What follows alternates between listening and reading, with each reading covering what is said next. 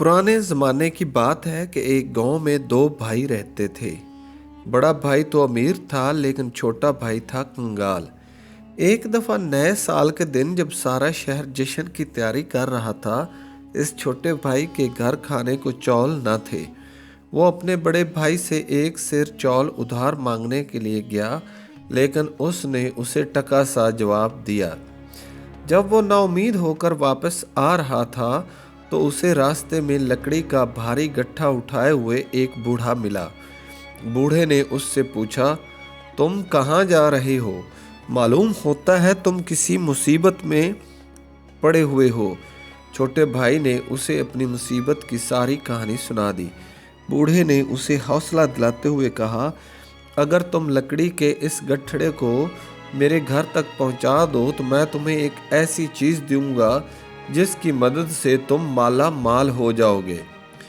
छोटा भाई बहुत रहम दिल था। उसने लकड़ी का गट्ठा सर पर रख लिया और बूढ़े के पीछे पीछे चल दिया। घर पहुंचकर बूढ़े ने उसे एक माल पवा दिया और कहा, इसको लेकर तुम मंदिर के पीछे जो जंगल है वहां जाओ। वहां एक बिल है जिसमें बहुत से बोने रहते हैं। इन बोनों को ये माल पुवे बहुत पसंद है। वो किसी भी कीमत पर इसे हासिल करना चाहेंगे। इस वक्त इसके बदले में तुम धन दौलत ना मांगना, बल्कि पत्थर की एक चक्की मांग लेना।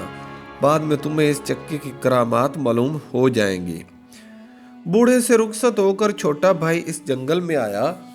मंदिर से कुछ दूर उसे एक बिल में बहुत से बोने निकलते और अंदर जाते नजर आए।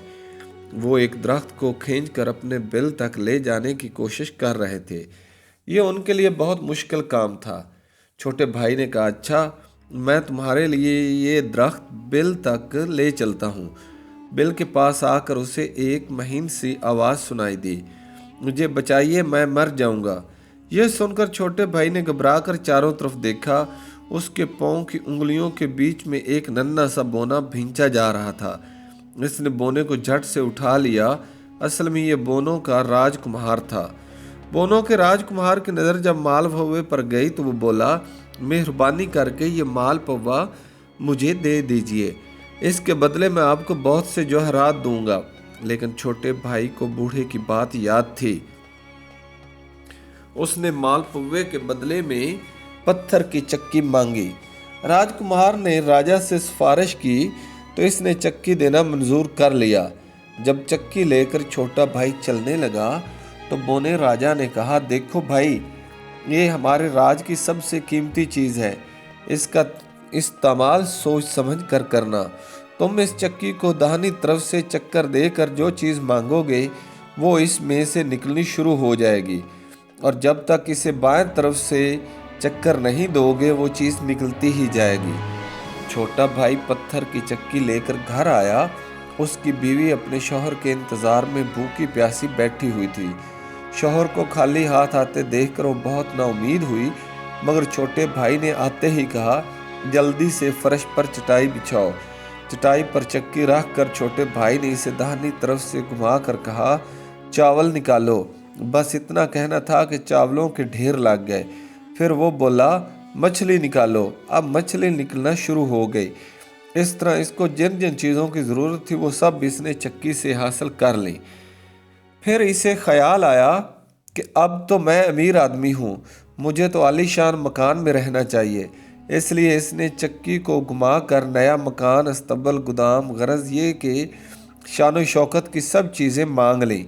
फिर इसने अपने अड़ोस पड़ोस के सब लोगों को दावत दी। इस तरह उसने नए साल का जश्न खूब धूमधाम से मनाया। यह देखकर बड़ा भाई सोचने लगा कि मेरा छोटा भाई एक रात में लखपति क्यों कर बन गया। मैं ज़रूर कोई भेद है।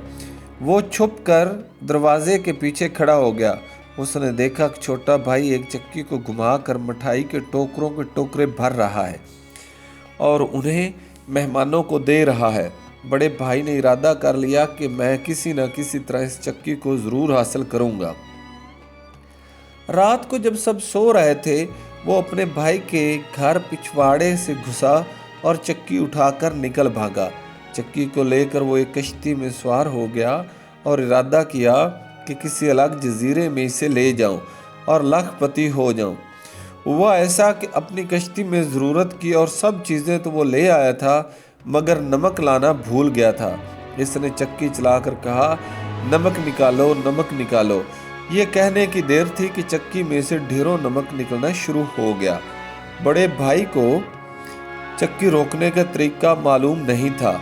नतीजा ये हुआ कि नमक के बोझ से बड़ा भाई की कश्ती समंदर में डूब गई। कहते हैं उस वक्त से वो चक्की समंदर में बराबर चल रही है और इसके नमक से समंदर का सारा पानी खारा हो रहा है।